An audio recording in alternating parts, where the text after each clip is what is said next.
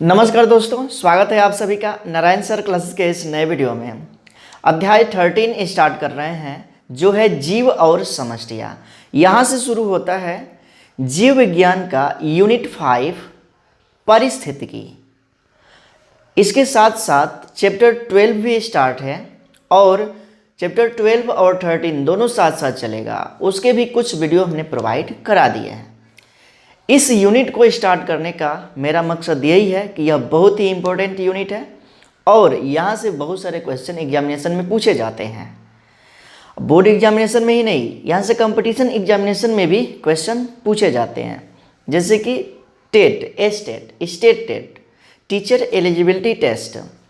तो जितने भी टेट होते हैं या टेट होते हैं, उसमें एक पार्ट होता है पर्यावरण, और पर्यावरण से संबंधित क्वेश्चन पूछे जाते हैं। तो उनके लिए और भी इम्पोर्टेंट हो जाता है यहाँ से यह यूनिट, जो है पारिस्थितिकी। इस चैप्टर से शुरू होता है पारिस्थितिकी जीव और समष्टियाँ से, और यहाँ से 4 चैप्टर इस यूनिट में पढ़ने हैं, चैप्टर 13, 14, 15 और 16। तो चैप्टर 13 स्टार्ट कर रहे हैं, जो है जीव और समष्टियाँ, और यहाँ से शुरू हो रहा है यूनिट 5, जो है पारिस्थितिकी। यूनिट 5 है कौन सा? तो पारिस्थितिकी, यानी कि इकोलॉजी, पारिस्थितिकी, इकोलॉजी। सबसे पहले हम जानेंगे इस यूनिट के बारे में कि पारिस्थितिकी में होता क्या है, पारिस्थितिकी है क्या, और उसके बाद से हम इस चैप्टर को स्टार्ट कर देंगे, जो है जीव और समष्टियाँ। तो सबसे पहले हम समझ लेते हैं कि पारिस्थितिकी है क्या। तो सामान्य भाषा में यदि कहा जाए तो जीव और जीव के चारों ओर उपस्थित पर्यावरण के पारस्परिक संबंधों को कहा जाता है पारिस्थितिकी।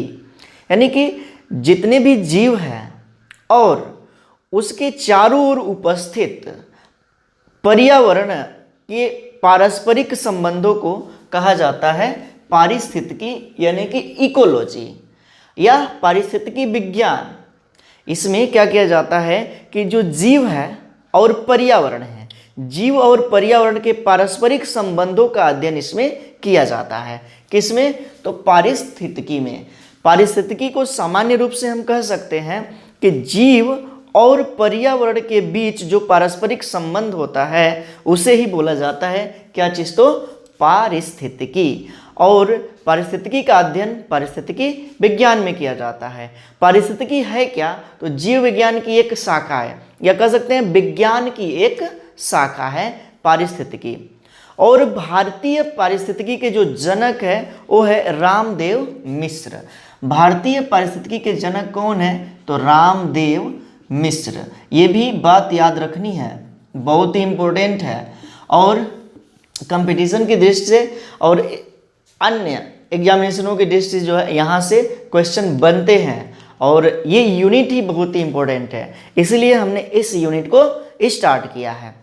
अब पारिस्थितिकी की परिभाषा तो ये सामान्य रूप से हो गया क्या? तो जीव और पर्यावरण के बीच पारस्परिक संबंधों को पारिस्थितिकी कहा जाता है, लेकिन इससे संबंधित विभिन्न वैज्ञानिकों ने अपनी अपनी परिभाषाएं दिया है, जिसमें एक महत्वपूर्ण वैज्ञानिक आते हैं जिनका नाम है अर्नेस्ट हीकल। अर्नेस्ट हीकल, और अर्नेस्ट हीकल ने पारिस्थितिकी की परिभाषा दिया हुआ है। उनके अनुसार क्या है? तो जीवों के कार्बनिक और अकार्बनिक वातावरण और पारस्परिक संबंधों का अध्ययन ही क्या है? पारिस्थितिकी है। क्या मतलब? जीवों के कार्बनिक और अकार्बनिक वातावरण और पारस्परिक संबंधों के अध्ययन को पारिस्थितिकी अथवा पारिस्थितिकी विज्ञान कहा जाता है। इसे हम लिख लेते हैं, जीवों के अर्नेस्ट हीकल ने यह परिभाषा दिया हुआ है। किसने? तो अर्नेस्ट हीकल ने यह परिभाषा दिया हुआ है। क्या चीज? तो जीवों के कार्बनिक और अकार्बनिक वातावरण और पारस्परिक संबंधों के अध्ययन को पारिस्थितिकी अथवा पारिस्थितिकी विज्ञान कहते हैं। जीवों के कार्बनिक एवं अकार्बनिक, जीवों के कार्बनिक एवं अकार्बनिक वातावरण एवं पारस्परिक संबंधों के अध्ययन को पारिस्थितिकी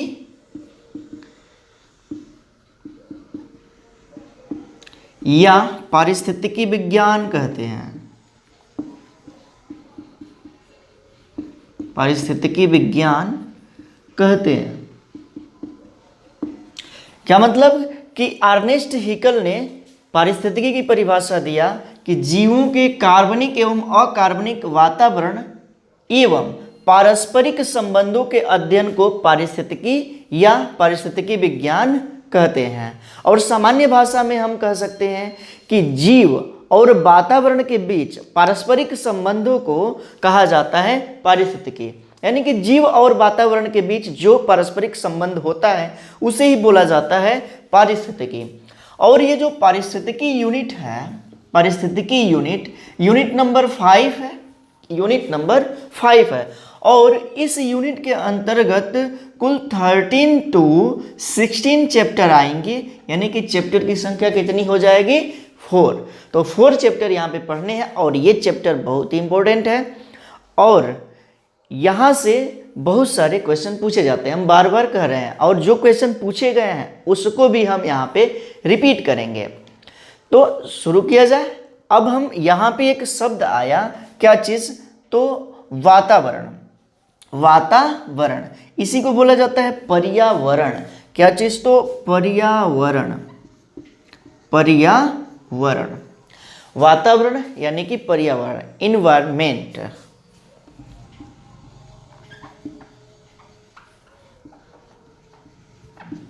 चलिए पर्यावरण के बारे में समझते हैं। पर्यावरण है क्या? पर्यावरण किसे कहेंगे? तो सबसे पहली बात कि जो पर्यावरण शब्द है यह 2 शब्दों से मिलकर के बना है। एक है परि और दूसरा है आवरण। आवरण, परि का अर्थ होता है चारों ओर से, चारों ओर से, और आवरण का अर्थ होता है ढका हुआ। आवरण का अर्थ होता है क्या चीज? तो ढका हुआ। तो जो चारों ओर से ढका हुआ है, जो चारों ओर से ढका हुआ है, यानी कि हमारे चारों ओर से जो कुछ भी ढका हुआ है, जीवों को चारों ओर से जो कुछ भी ढका हुआ है उसे ही बोला जाता है पर्यावरण, या इसे ही कहा जाता है वातावरण। तो चारों ओर से जो ढका हुआ है, यानी कि इस प्रकार हमारे आसपास और चारों ओर जो कुछ भी है, जो भी है वही क्या है? पर्यावरण है।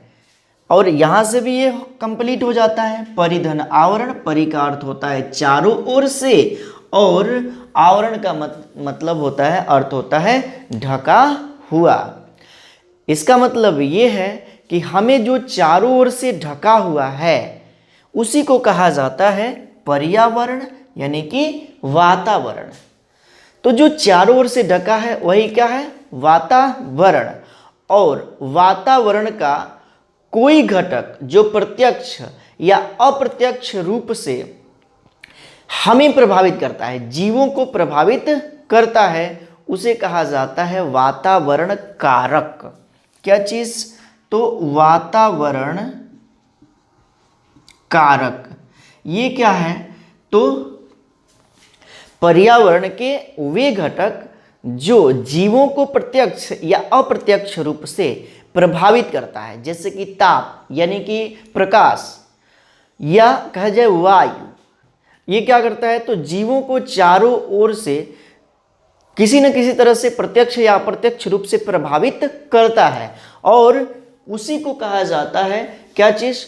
तो पर्यावरण कारक, यानी कि वे घटक जो हमें चारों ओर से किसी न किसी रूप से प्रत्यक्ष या अप्रत्यक्ष रूप से प्रभावित करता है उसे ही कहा जाता है वातावरण कारक, या उसे ही कहा जाता है पर्यावरणीय कारक। इसे ही कहते हैं क्या चीज, तो पर्यावरणीय कारक। इतनी बात आप समझ लिए हैं, पर्यावरणीय कारक है क्या, पर्यावरणीय कारक है क्या। अब आएगा पर्यावरण के प्रकार, पर्यावरण के प्रकार। अगला जो पार्ट आएगा इसमें वो है पर्यावरण के प्रकार। पर्यावरण के प्रकार, तो मुख्य रूप से पर्यावरण 3 प्रकार का होता है। पर्यावरण 3 प्रकार का होता है। कौन कौन, तो एक है भौतिक पर्यावरण या प्राकृतिक पर्यावरण। पहला हो जाएगा भौतिक पर्यावरण, भौतिक पर्यावरण या प्राकृतिक पर्यावरण, भौतिक पर्यावरण या प्राकृतिक पर्यावरण। दूसरा है जैविक पर्यावरण, दूसरा जैविक पर्यावरण, और तीसरा होगा मनोसामाजिक पर्यावरण, तीसरा मनोसामाजिक, मनोसामाजिक पर्यावरण। तो पर्यावरण 3 प्रकार का, एक है भौतिक पर्यावरण या प्राकृतिक पर्यावरण, दूसरा होगा जैविक पर्यावरण, और तीसरा है मनोसामाजिक पर्यावरण। तो अब हम पढ़ेंगे पर्यावरण के प्रकार। अब हम पढ़ेंगे पर्यावरण के प्रकार, और अभी हमने बताया कि पर्यावरण 3 प्रकार का होता है। एक को कहा जाता है भौतिक पर्यावरण, दूसरे को कहा जाता है जैविक पर्यावरण, और तीसरे को कहा जाता है मनोसामाजिक पर्यावरण। ठीक, तो पर्यावरण के प्रकार देखा जाए।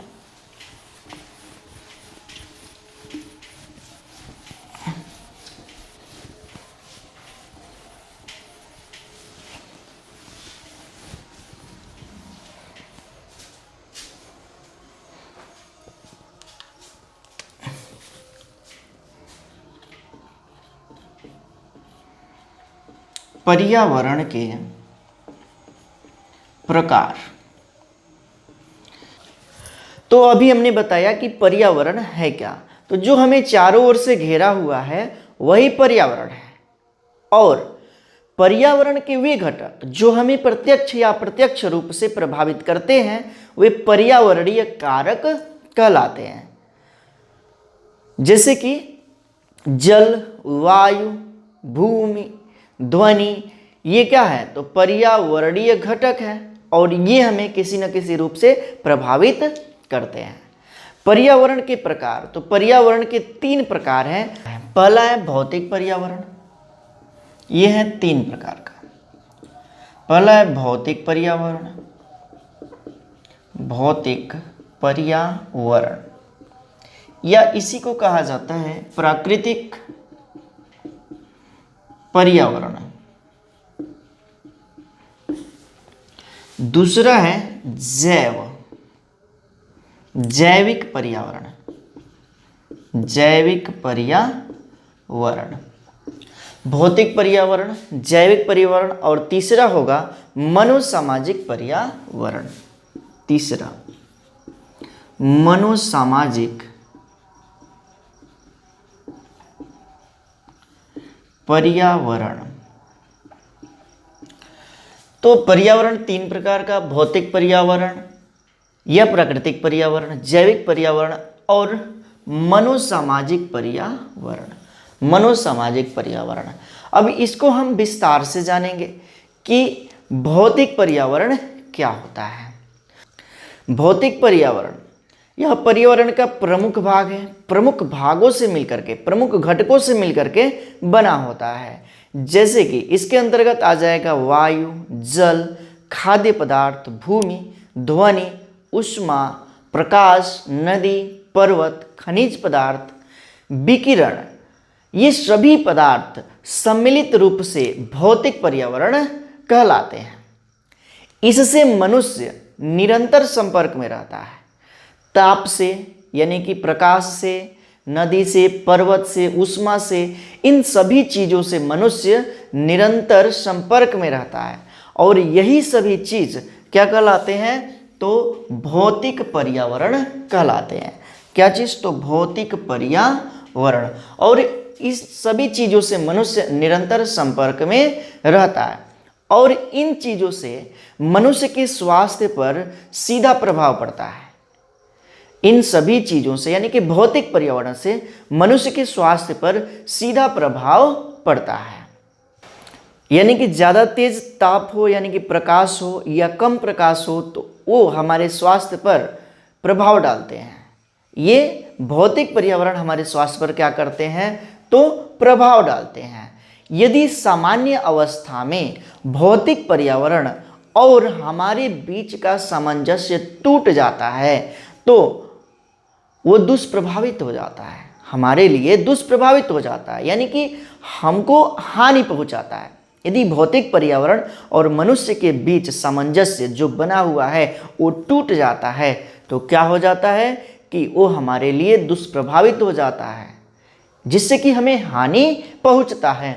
यही है क्या चीज़? तो भौतिक पर्यावरण या प्राकृतिक पर्यावरण।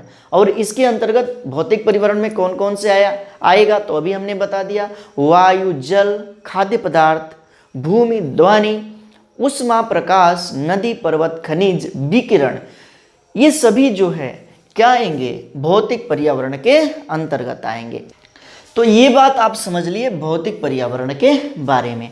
अब हम जानेंगे जैविक पर्यावरण के बारे में, यानी कि ये दूसरा, ये वाला जैविक पर्यावरण। जैविक पर्यावरण है क्या?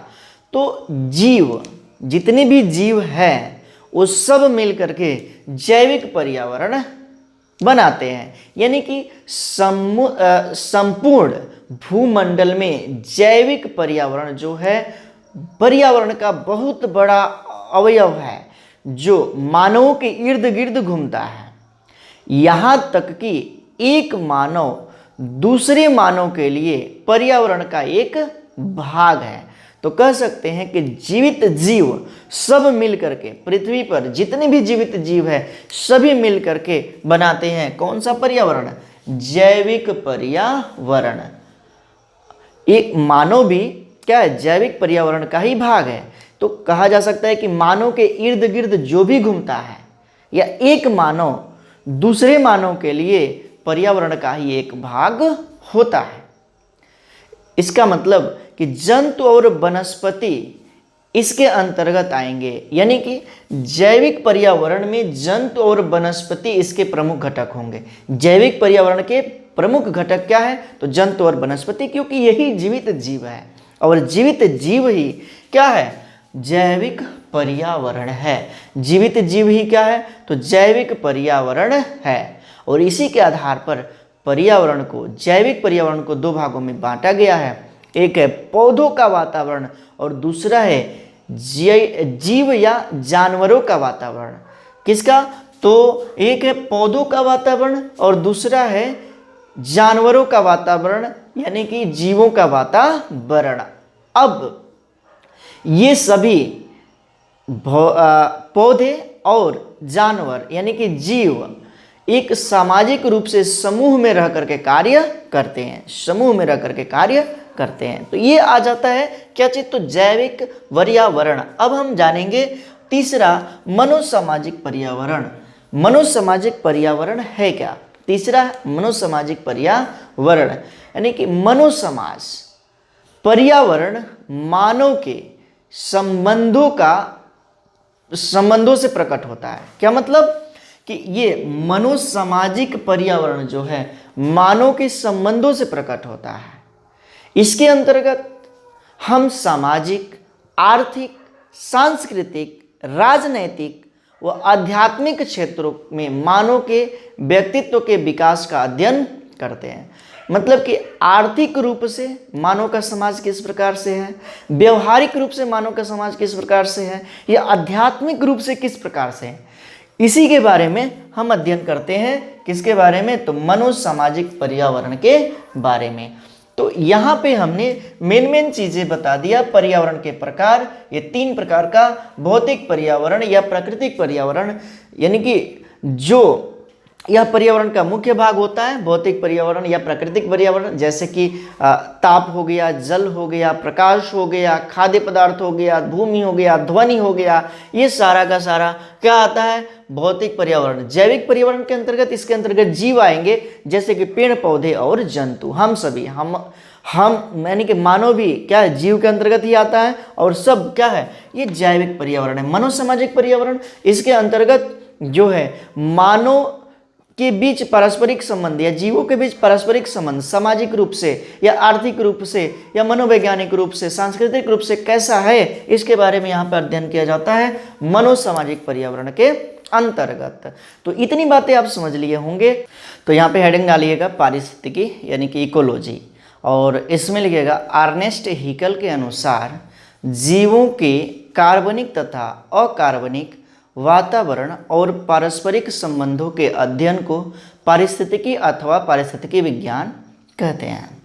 सामान्य भाषा में जीव तथा उसके चारों ओर उपस्थित पर्यावरण के पारस्परिक संबंधों के अध्ययन को पारिस्थितिकी कहते हैं।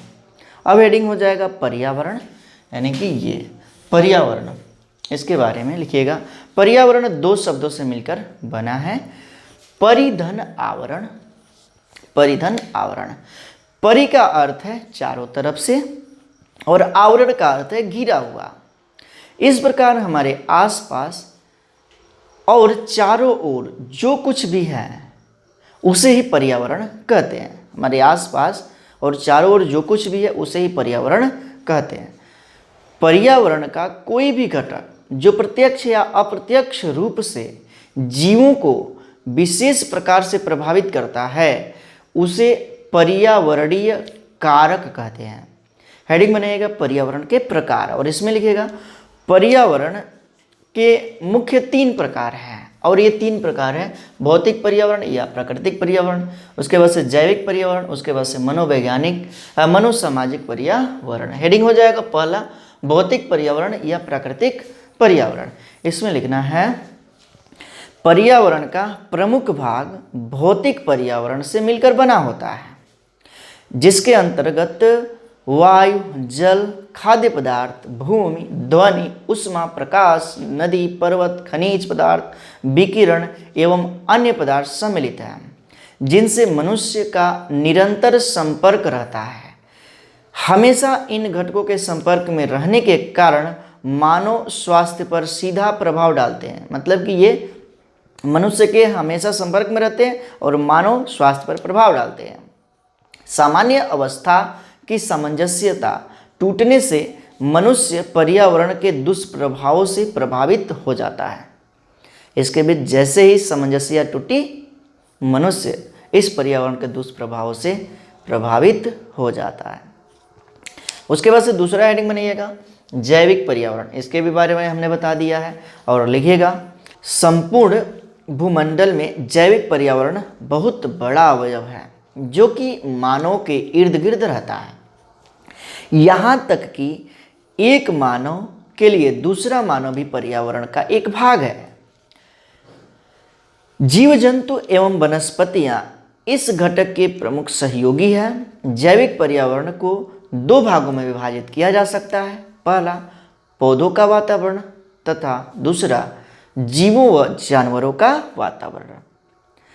सभी जीव एक सामाजिक समूह में कार्य करते हैं। तीसरा हेडिंग हो जाएगा मनोसामाजिक पर्यावरण। तीसरा पर्यावरण मनोसामाजिक पर्यावरण, इसमें लिखना है मनोसामाजिक पर्यावरण मानव के सामाजिक संबंधों को प्रकट करता है। इसके अंतर्गत हम सामाजिक, आर्थिक,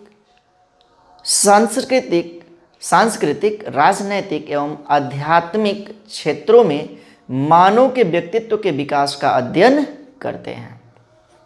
ये बात जो है कंप्लीट हो चुकी है। अब हम जानेंगे वासस्थान यानी कि हैबिटेट के बारे में। चलिए शुरू करते हैं। वासस्थान यानी कि हैबिटेट।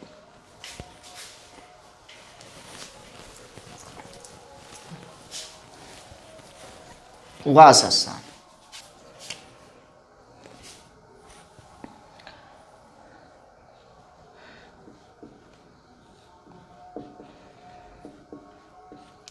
यानी कि हैबिटेट।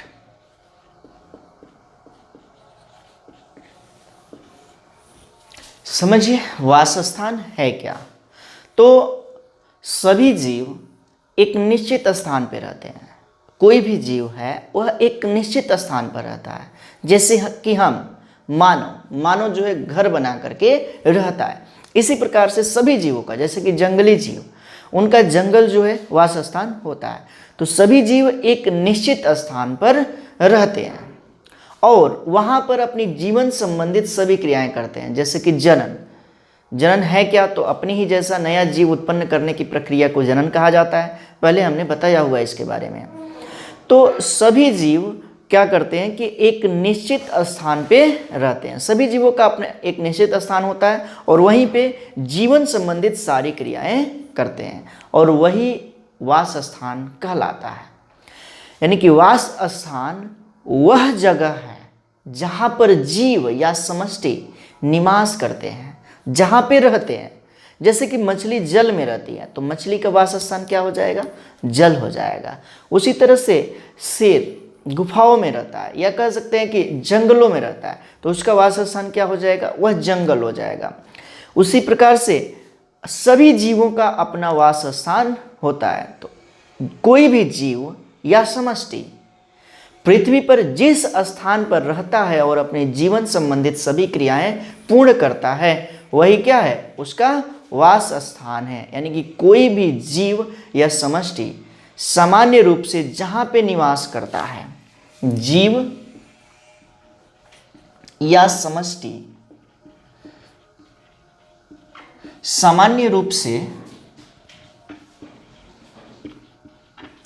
जहां पर निवास करता है वही क्या है, उसका वास स्थान है, यानी कि हैबिटेट है। तो किसी भी जीव का सामान्य स्थान पे जहाँ पर वह निवास करेगा वही उसका वास स्थान होगा। जैसे कि अभी हमने उदाहरण बताया मानव का, मनुष्य का। तो मनुष्य घरों में रहता है, घर बना करके स्थल पे रहता है। तो घर क्या है, तो मनुष्य का वास स्थान है, यानी कि हैबिटेट है। अब यह जो है एक बृहद क्षेत्र है। वास स्थान क्या है, तो एक बृहद क्षेत्र है जिसमें जीव या समष्टि या उसकी अनेक जातियां निवास करती हैं। अब हम समझेंगे पारिस्थितिकी संगठन के बारे में, यानी कि इकोलॉजिकल ऑर्गेनाइजेशन के बारे में समझना है। यहाँ पे पारिस्थितिकी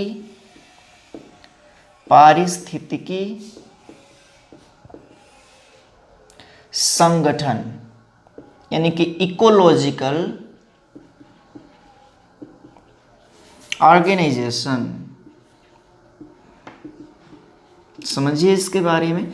इकोलॉजिकल ऑर्गेनाइजेशन है क्या, पारिस्थितिकी संगठन है क्या।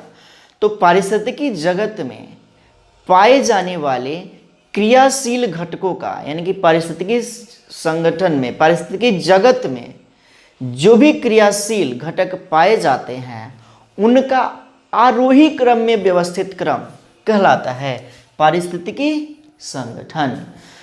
क्या मतलब कि पारिस्थितिकी संगठन है क्या, तो पारिस्थितिकी जगत में पाए जाने वाले क्रियाशील घटकों का संगठन जो कि क्या होता है, आरोही क्रम में व्यवस्थित रहता है, उपस्थित रहता है, उसे ही कहा जाता है क्या, पारिस्थितिकी संगठन। चलिए इसको लिख लेते हैं क्या, तो पारिस्थितिकी जगत में पाए जाने वाले,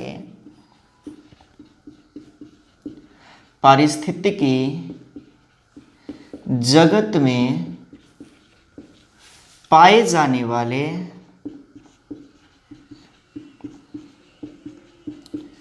क्रियाशील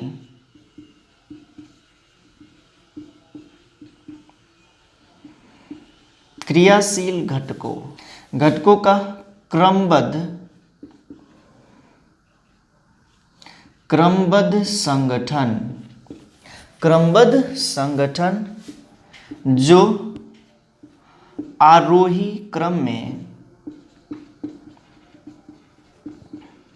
व्यवस्थित या उपस्थित रहता है। उसे ही क्या कहते हैं, पारिस्थितिकी संगठन कहते हैं। पारिस्थितिकी जगत में जो भी क्रियाशील घटक है, जो भी क्रियाशील घटक है जैसे कि जीव, उसका आरोही क्रम में जो व्यवस्था रहता है, जो आरोही क्रम में व्यवस्थित रहते हैं, उसी को कहा जाता है पारिस्थितिकी संगठन। इसमें सबसे पहला आ जाता है व्यष्टि। सभी के बारे में एक एक करके हम बताएंगे, ठीक है। सबसे पहले आ जाएगा क्या चीज़, तो व्यष्टि। और उसके बाद से दूसरा आएगा क्या, समष्टि। व्यष्टि, समष्टि। उसके बाद से तीसरा आ जाएगा समुदाय। उसके बाद से चौथा आ जाएगा परितंत्र। परितंत्र इसी को कहा जाता है पारिस्थितिकी तंत्र। पारिस्थितिकी तंत्र, परितंत्र, पारिस्थितिकी तंत्र। उसके बाद से आएगा जीवोम। जीवोम। और उसके बाद से आ जाएगा जैव मंडल। जैव मंडल। तो ये क्या है, एक व्यवस्थित क्रम है, यही क्या है, पारिस्थितिकी संगठन है। अब कैसे व्यवस्थित है इसके बारे में अब हम बताएंगे कि ये किस तरह से व्यवस्थित है, आरोही क्रम में। आरोही क्रम में। और इसे कैसे, क्यों कहेंगे हम कि ये क्या है, पारिस्थितिकी संगठन है, तो इसके बारे में हम बात करने वाले हैं। तो यहाँ पे व्यष्टि है क्या, व्यष्टि के बारे में अब हम जान लेते हैं। तो कोई भी एक जीव जैसे कि हम या एक मानव, कोई भी जीव जाति का एक सदस्य कहलाएगा व्यष्टि। उसे ही बोला जाएगा क्या चीज, तो व्यष्टि। इसका मतलब होता है इंडिविजुअल ऑर्गेनिज्म।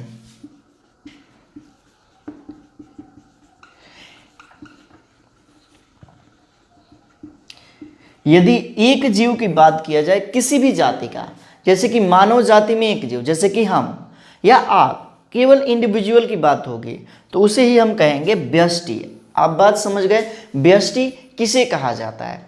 तो व्यष्टि का मतलब है कि किसी भी जीव जाति का एक सदस्य जो अपने ही जैसे, अपने ही जाति के अन्य सदस्यों से या किसी अन्य व्यष्टि के यानी कि किसी दूसरे जाति के सदस्यों से अन्योन्य क्रिया करता रहता हो, उसी को कहा जाता है व्यष्टि, यानी कि इंडिविजुअल ऑर्गेनिज्म। उसे ही कहते हैं इंडिविजुअल ऑर्गेनिज्म। तो ये हुआ व्यष्टि। और प्रत्येक जीव का अपना एक व्यष्टि होता है। और व्यष्टि क्या है, तो व्यष्टि पारिस्थितिकी संगठन का, पारिस्थितिकी का आधारभूत इकाई है। पारिस्थितिकी संगठन का आधारभूत इकाई क्या है, तो व्यष्टि है। आगे इसके बारे में जाना जाए समष्टि के बारे में। दूसरा जो है समष्टि है, इसको बोला जाता है इंग्लिश में पॉपुलेशन। पॉपुलेशन किसी एक समष्टि का समूह, एक व्यष्टि का समूह, समष्टि का नहीं, एक व्यष्टि का समूह, या कह सकते हैं कि किसी जाति का समूह, एक जाति का, जैसे कि मानव जाति की आबादी, मानव जाति का समूह, जैसे कि हम और हमारा पूरा परिवार, पूरा मानव समूह, मानव जाति क्या कहलाता है, समष्टि कहलाता है। जैसे कि पूरा मानव जाति की आबादी एक समष्टि हुआ, उसी प्रकार से पूरे शेर जाति की आबादी एक समष्टि हुआ, उसी प्रकार से एक पेड़, आम का पेड़, उसकी पूरी आबादी क्या है, एक समष्टि है। तो समष्टि का मतलब है क्या, व्यष्टि का समूह, व्यष्टि का समूह। या एक जीव जाति पूरी समूह में जब होती है तो उसे ही कहते हैं समष्टि, यानी कि पॉपुलेशन। पॉपुलेशन यानी कि समष्टि। जैसे कह सकते हैं तालाब में मछलियों की समष्टि, उसी प्रकार से गेहूं के खेत में सभी गेहूं ही दिखेंगे तो हो जाएगा गेहूं की समष्टि। गेहूं के खेत में एक गेहूं का पौधा तो होगा नहीं, बहुत सारा गेहूं का पौधा होगा तो क्या हो जाएगा, गेहूं की समष्टि हो जाएगा, और भी बहुत सारे। ठीक, तो समष्टि का मतलब होता है कि एक जाति के सभी सदस्य, एक जाति के सभी सदस्य, मतलब कि एक जाति के एक सदस्य को व्यष्टि कहेंगे और उसके समूह को, सभी सदस्य को कहा जाएगा समष्टि। इतनी बातें समझ लिए। अब आता है समुदाय। कई समष्टियां मिलती हैं तो समुदाय बनता है। इसको इंग्लिश में बोला जाता है कम्युनिटी। कम्युनिटी यानी कि समुदाय। तो एक बहुत सारी समष्टियां मिल करके क्या बनाती है, तो समुदाय बनाती है। बहुत सारी समष्टियां मतलब कि कई जातियां, विभिन्न क्षेत्र की, विभिन्न जीवों की कई समष्टियां, कई जातियां मिल करके क्या बनाती हैं, तो वहाँ का स्थानीय समुदाय बनाती हैं। और आवास, स्थान की भिन्नता, उसके बाद से उसके आधार पर जैव समुदाय भी भिन्न होता है। क्या मतलब, उसकी आवास है या स्थान की भिन्नता है उस जीव जाति का, तो जैव समुदाय में भी क्या होगा, भिन्नता देखने को मिलेगा। बहुत सारी समष्टियां मिलकर के क्या बनाती है, तो समुदाय बनाती है। जैसे कि वन समुदाय, तो वन में केवल जंगली पौधा तो होगा नहीं, उसके साथ साथ अन्य जंतु भी होंगे, जैसे कि हिरन, बाघ, चिड़िया। तो ये सब मिल करके अलग अलग जातियां हैं, और अलग अलग जातियां जो है क्या है, समष्टि है। और भिन्न प्रकार की समष्टि मिल करके क्या बनाती है, समुदाय बनाती है। जैसे कि हम हैं, मनुष्य है, मनुष्य के आसपास पेड़ पौधे हैं, उसके बाद से अन्य भी जंतु हैं। ये सभी अलग अलग जाति की समष्टियां मिलती हैं, तब जाकर के क्या बनता है, समुदाय बनता है। आगे चलते हैं, परितंत्र या पारिस्थितिकी तंत्र, इकोसिस्टम, इसे इंग्लिश में बोला जाता है इकोसिस्टम। इकोसिस्टम तो ये समुदाय का समूह होता है। परितंत्र, कई समुदाय मिलते हैं तो परितंत्र बनता है, इकोसिस्टम बनता है। समुदाय मिलते हैं तो क्या बनता है, परितंत्र बनता है। यानी कि जैव समष्टि एवं भौतिक पर्यावरण से बना यह एक स्वनियंत्रित व स्वनिर्भर प्रकृति का भाग है। प्रकृति का भाग है। इसमें जैव और अजैव दोनों घटक पाए जाते हैं। तो पारिस्थितिकी तंत्र में या परितंत्र में जैव और अजैव दोनों घटक पाए जाते हैं। परितंत्र में ऊर्जा एवं पोषक पदार्थों का पुनः चक्रण होता है। मतलब कि जीव से ऊर्जा वातावरण यानी कि अजैव घटक में, और अजैव घटक से जीव में, उसका क्या होता है, तो चक्र चलता रहता है। और इसी को कहा जाता है परितंत्र या पारिस्थितिकी तंत्र। यानी कि कई समुदाय मिलते हैं तो क्या बनता है, परितंत्र बनता है या पारिस्थितिकी तंत्र बनता है। इसमें जैविक और अजैविक दोनों घटक सम्मिलित है। आगे है जीवोम, या इंग्लिश में इसको बोला जाता है बायोम।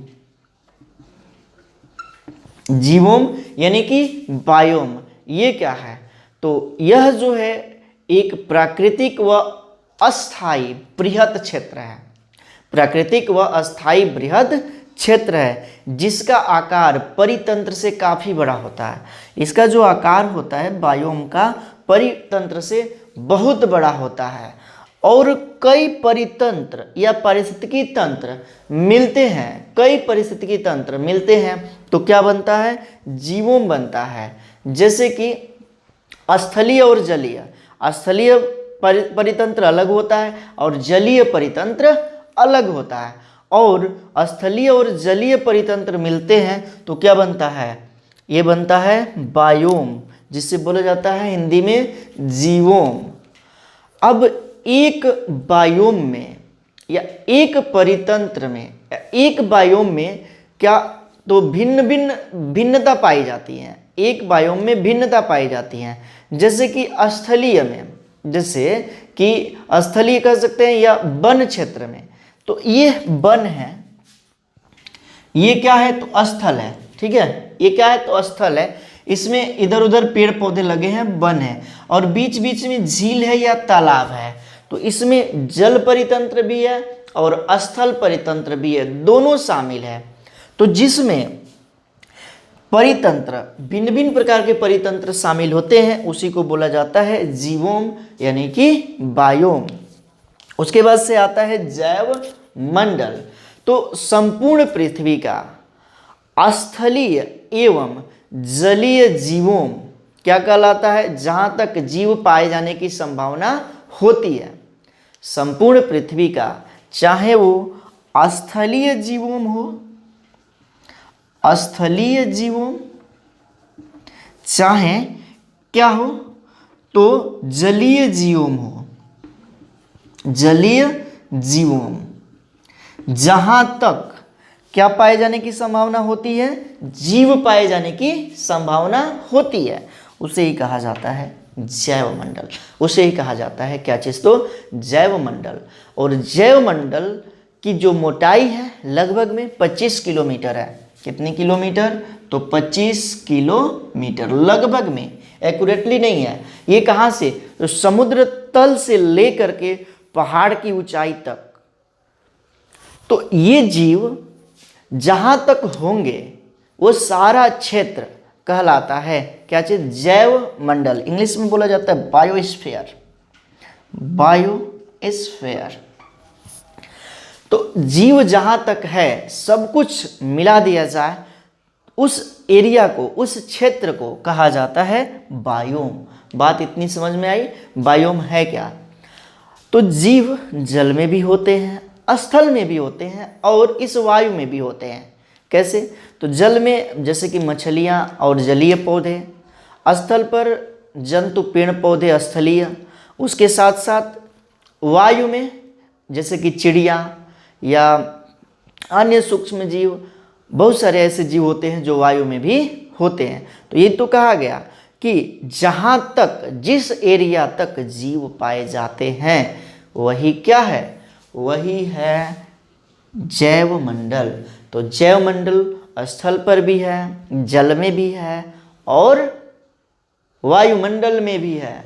तो इस तरह से इसके आधार पर ये जैवमंडल यानी कि बायोस्फीयर को 3 भागों में बांटा गया है। बायोस्फीयर को 3 भागों में बांटा गया है, यानी कि इसके 3 घटक है।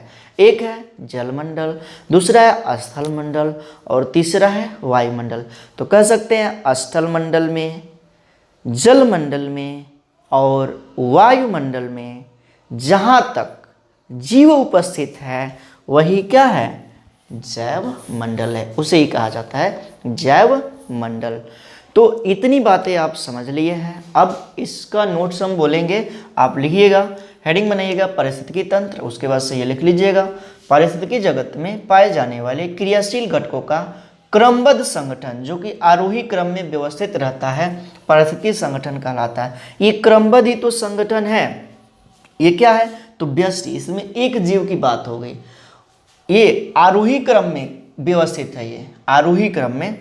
तो व्यष्टि क्या है, तो व्यष्टि एक जीव की बात हो रही है यहाँ पे। व्यष्टि का मतलब कितने जीव की बात हो रही है, एक जीव की। उसके बाद से समष्टि यानी कि बहुत सारी व्यष्टियाँ, एक जीव की बहुत सारी जाति, तो एक आरोही क्रम में है। उसके बाद से समुदाय, तो कई व्यष्टियाँ मिलकर के समुदाय बनाती हैं। उसके बाद से परितंत्र या कहा जाए पारिस्थितिकी तंत्र, तो समुदायों का समूह कहलाता है परितंत्र या पारिस्थितिकी तंत्र। तो क्या ये बढ़ते क्रम में है, यही है आरोही क्रम में व्यवस्थित है, इसे ही कहा जाता है पारिस्थितिकी तंत्र। परितंत्र के बाद आ जाएगा जीवों, उसके बाद से जैवमंडल। तो इसके बारे में, जैवमंडल के बारे में कई बार एक क्वेश्चन पूछा है स्टेट में, यानी कि स्टेट टेट में। टेट का मतलब टीचर एलिजिबिलिटी टेस्ट। यदि आप टीचर एलिजिबिलिटी टेस्ट की तैयारी कर रहे हैं और कोई भी कर रहा हो तो उसको ये वीडियो यहाँ से, कहाँ से, तो 13वें लेसन से लेकर के 16वें लेसन तक देखना बहुत ही ज़रूरी होता है, क्योंकि यहीं से वहाँ पे क्वेश्चन पूछे जाते हैं। यूपी टेट में क्वेश्चन पूछा हुआ था क्या चीज़, तो परितंत्र का सबसे बड़ा इकाई या सबसे ऊंची इकाई क्या है, तो सबसे बड़ी इकाई जैवमंडली है परितंत्र का। और आधारभूत इकाई की बात होगी तो व्यष्टि है। आधारभूत की इकाई क्या है, व्यष्टि है। और सबसे बड़ी इकाई की बात होगी तो क्या है, जैवमंडल है। अब इसका हम नोट्स बोलेंगे, उसको लिखिएगा, हेडिंग ये बना लीजिएगा पारिस्थितिकी संगठन, और ये चीज़ लिखना है पारिस्थितिकी जगत में पाए जाने वाली क्रियाशील घटकों का क्रमबद्ध संगठन जो आरोही क्रम में व्यवस्थित रहता है, पारिस्थितिकी संगठन कहलाता है। उसके बाद से ये लिख लेना है आरोही क्रम में व्यष्टि, समष्टि, समुदाय, परितंत्र, पारिस्थितिकी तंत्र, जीवोम, जैवमंडल। हेडिंग बनाइएगा व्यष्टि और इसमें लिखिए जीव या व्यष्टि पारिस्थितिकी संगठन की आधारभूत इकाई है। व्यष्टि अपने समान जीवों से एवं साथ ही अन्य जाति के जीवों के साथ अन्योन्य क्रियाएं करता रहता है। प्रत्येक जीव का एक विशिष्ट स्वरूप, कार्यकी, व्यवहार, वितरण एवं अनुकूलन होता है जो पर्यावरण परिस्थितियों में के अनुरूप होता है। जीव ऊर्जा एवं पदार्थ अपने पर्यावरण से प्राप्त करता है और अपने अपशिष्ट पदार्थ पर्यावरण में त्यागता है। मतलब कि यह जीव है तो जो भी पदार्थ उसके यूज का होगा वो पर्यावरण से प्राप्त करेगा और इसमें जो भी यूज का नहीं होगा पदार्थ शरीर के बाहर निकालेगा, यानी कि उसका त्याग करेगा। अब हेडिंग बनिएगा समष्टि। समष्टि में लिखना है किसी निश्चित समय और क्षेत्र में एक ही प्रकार की जाति के व्यष्टियों या जीवों का कुल संख्या को समष्टि या आबादी कहते हैं। जैसे तालाब में मछलियों की समष्टि, गेहूं के खेत में गेहूं की समष्टि, यही चीज़ बताया गया है। आगे तीसरा हेडिंग हो जाएगा समुदाय। क्या चीज़? तो समुदाय। तीसरा हेडिंग हो जाएगा समुदाय। इसमें लिखना है किसी एक क्षेत्र में स्थित विभिन्न जातियों की समष्टियाँ स्थानीय समुदाय कहलाती हैं। आवास स्थान की विभिन्नता के आधार पर जैव समुदाय में भी विभिन्नताएं पाई जाती हैं, जैसे कि वन समुदाय, घास स्थली समुदाय, तालाब समुदाय, मरुस्थल समुदाय आदि। उसके बाद से अगला हेडिंग बना लेना है परितंत्र या पारिस्थितिकी तंत्र। इसके बारे में लिखना है जैव समष्टि एवं भौतिक पर्यावरण से बना यह एक स्वनियंत्रित एवं स्वनिर्भर प्रकृति का भाग है। परितंत्र में जैव घटक और अजैव घटक दोनों पाए जाते हैं। परितंत्र में ऊर्जा एवं पोषक पदार्थों का पुनः चक्रण होता है। उसके बाद से इस जीवोम के बारे में लिखना है। अगला हेडिंग बनाना है जीवोम यानी कि बायोम और उसमें लिखना है यह एक प्राकृतिक व अस्थायी बृहद क्षेत्र है जिसका आकार परितंत्र से काफ़ी बड़ा होता है। इसकी सीमा विभिन्न प्रकार की जलवायु द्वारा चिन्हित होती हैं। जीवोम दो प्रकार का होता है, स्थलीय जीवोम एवं जलीय जीवोम। यद्यपि प्रत्येक प्रकार के जीवों में अनेक प्रकार के परितंत्र के खंड पाए जाते हैं, जैसे कि वन में झील का पाया जाना, यही चीज़ दिखाया गया। ये पूरा वन है और ये झील है, यानी कि वन में झील का पाया जाना। फिर लिखना है स्थलीय जीवों के कुछ उदाहरण हैं शीतोष्ण पर्णपाती वन, उष्ण कटिबंधीय वर्षा वन एवं मरुस्थल जीवों। उसके बाद से अगला हेडिंग हो जाएगा जैव मंडल यानी कि बायोस्फीयर। जैव मंडल हेडिंग बनेगा और लिखिएगा इस यहाँ पे पृथ्वी का संपूर्ण स्थलीय व जलीय जीवों जहाँ तक जीवों के पाए जाने की संभावना होता है जैव मंडल कहलाता है। जैव मंडल कहलाता है। फिर आगे लिखिएगा जैव मंडल की मोटाई लगभग 25 किलोमीटर होती है, यानी कि पाई गई है। जैव मंडल की मोटाई लगभग 25 किलोमीटर पाई गई है जो समुद्र तल से पहाड़ों के शीर्ष तक होती है। यह परितंत्र संगठन की सबसे ऊंची इकाई है, यानी कि सबसे बड़ी इकाई है, जिसमें संपूर्ण पृथ्वी के सभी 3 घटक जलमंडल, स्थल मंडल एवं वायुमंडल उपस्थित है। तो यहाँ तक हमने बता दिया पारिस्थितिकी संगठन। यहाँ से आगे के टॉपिक अगले वीडियो में हम बताएंगे। यहाँ पे हमने बताया क्या पारिस्थितिकी के बारे में, उसके बाद से पर्यावरण के बारे में, पर्यावरण का प्रकार क्या है या वातावरण का प्रकार कितना होता है इसके बारे में हमने बताया, और उसके बाद से हमने बताया किसके बारे में, पारिस्थितिकी संगठन के बारे में। यहाँ से आगे के टॉपिक अगले भाग में हम कवर कराएंगे। तो इस भाग में इतना ही रहने देते हैं और यह लेसन बहुत ही इम्पोर्टेंट है, तो पढ़ते रहिए। और कैसा लग रहा है इसके बारे में कमेंट के माध्यम से अवश्य बताइए कि आपको यहाँ से पढ़ाई कैसी लग रही है, जिसके मुताबिक हम अगला वीडियो जल्दी प्रोवाइड करा सकें। और एक बात, जो हमारे इस चैनल पर अभी नए हैं, चैनल को सब्सक्राइब नहीं किया है तो चैनल को सब्सक्राइब करिएगा और इसे अपने मित्रों में ज़्यादा से ज़्यादा शेयर करिएगा। यदि आपको वीडियो अच्छा लगता है तो कमेंट के माध्यम से बताइए और वीडियो को लाइक जरूर कीजिएगा। मिलते हैं अगले वीडियो में, तब तक के लिए thank you, thanks for watching. जुड़े रहिए नारायण सर क्लासेस के साथ।